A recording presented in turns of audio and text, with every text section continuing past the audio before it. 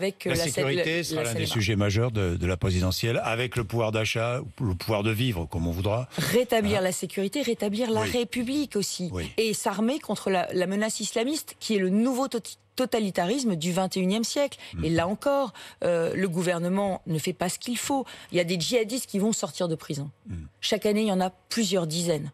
Et ces djihadistes, le gouvernement n'a pas réussi à faire voter, ce que demandait l'opposition, c'est de pouvoir les garder en rétention après leur sortie de prison, c'est-à-dire de pouvoir les garder sous surveillance avec assignation à résidence, parce qu'ils sont toujours radicalisés, parce que ce sont des bombes humaines qui vont être libérées. Mais ils sont placés sous surveillance, Valérie Pécresse. Ils sont sous contrôle évidemment. judiciaire, Monsieur Bourdin, mais vous savez très bien ce qui se passe sous contrôle judiciaire. Je vous rappelle que le père Hamel qui a été assassiné à Rouen, il a été assassiné par une personne qui était sous bracelet électronique.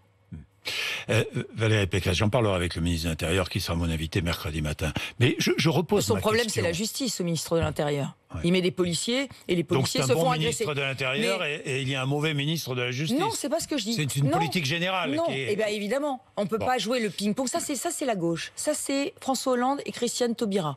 On met un ministre de l'Intérieur, on dit le ministre de l'Intérieur va faire des choses, et on met une ministre de la Justice qui désarme la justice. Eh bien aujourd'hui, on est toujours sur ce désarmement judiciaire. Et moi j'étais avec Gérald Darmanin à la BAC de Créteil il y a quelques semaines où les policiers s'étaient fait agresser par des dizaines de jeunes de moins de 15 ans.